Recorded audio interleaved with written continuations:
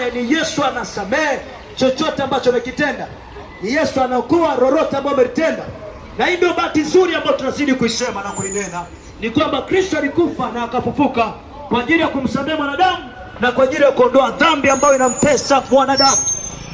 Apate kuielekea mwenye maombi kusadiki, apate kusadiki kwamba Kristo alikuja na anatoa msamaha ndani ya kila mwanadamu atakayemwamini na atakayemsadiki.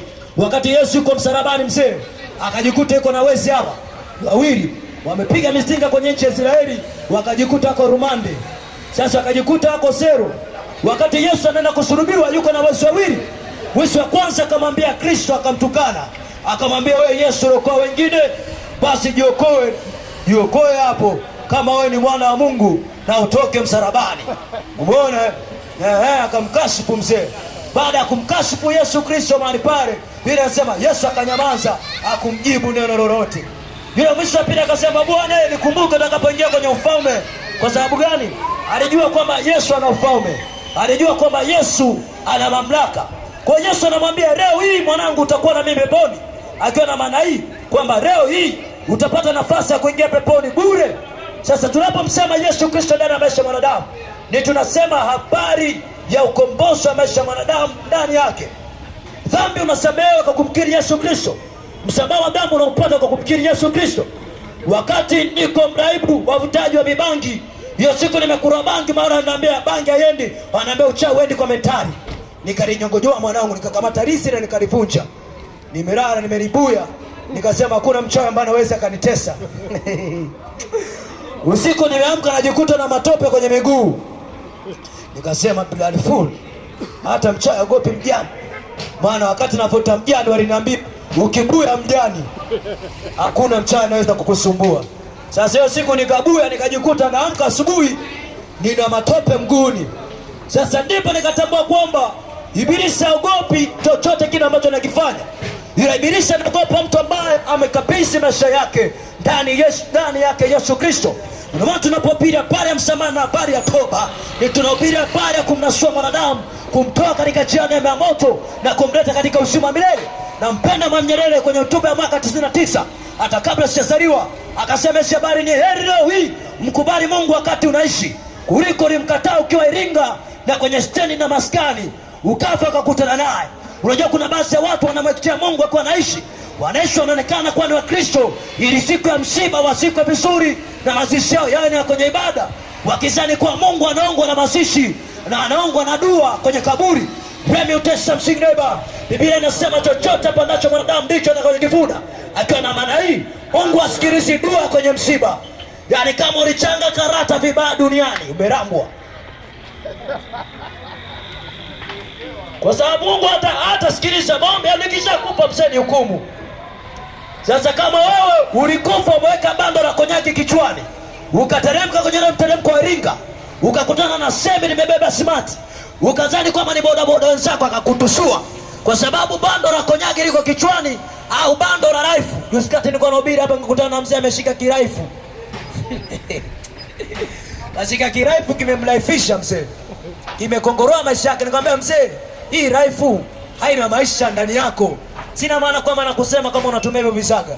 Ninasema hizi habari nilipata kutoka na kutambua kwamba hakuna faida yoyote katika vitu vibaya ambavyo unavifanya. Ndio maana injili tunapohubiri kwa kila mtu yote apate kusadiki na kuamini. Nikwambia msema hivi virefu havina maisha ndani yake. Yesu anatoa maisha. Yesu anakupa msamaha na nguvu ya kushinda hivi virefu. Kwa nguvu zako huwezi kushindwa. Kwa nguvu zako huwezi kujinasua. Ndio maana tunapopira basi Kristo ni kwamba yoyote atakayesadiki tunakupa nafasi Yesu Kristo, Yesu akatawala ndani ya maisha yako, anaangaza na kukupatia nguvu ya kumshinda Ibilisi na kushinda vitendo vyote vya uovu shetani. Rafiki zangu, pepo ni halisia, kuzimu ni halisia. Fedha na shughuli za dunia zizikufanya ukamsahau Mungu ndani ya maisha yako. Jamaa mmoja alimfuata Yesu kipindi Yesu anahubiri, alikuwa ni tajiri. Wengine wanasema tajiri una baya, sawa. Akamfuata Yesu.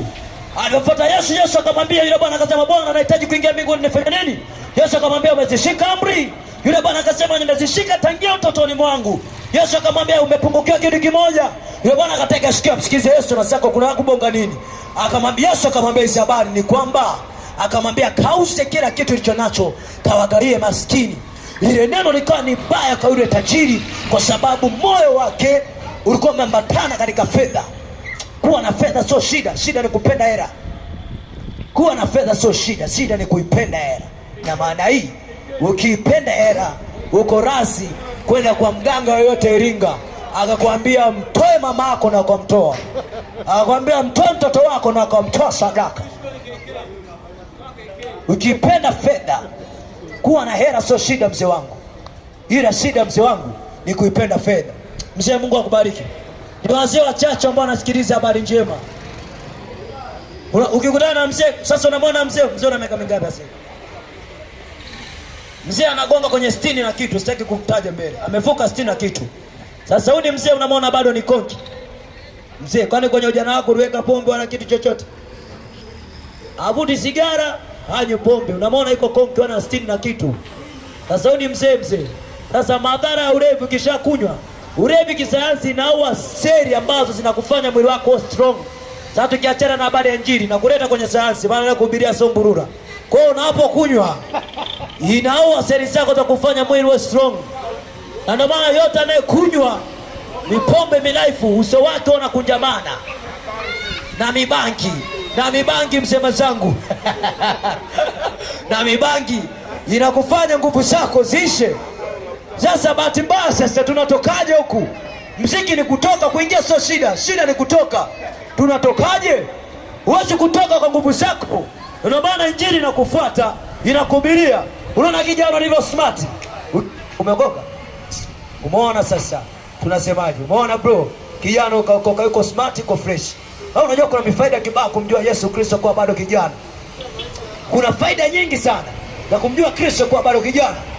Sasa shetani kwa sababu anajua kwamba ukishamjua Yesu Kristo atakuwa amekosa mtu kuingia nao jehanamu, kwa sababu jehanamu imeambukiwa na jehanamu imetengwa kwa ajili ya shetani na vibaraka vyake na wote ambao watajipendekeza kwenye mstari wake. Sasa ibilisi anajua kwamba utakaposikiliza neno na kuzingatia ndani ya maisha yako, utakuwa umejinasua kutoka katika jehanamu ya moto na utakuwa umeleta katika uzima.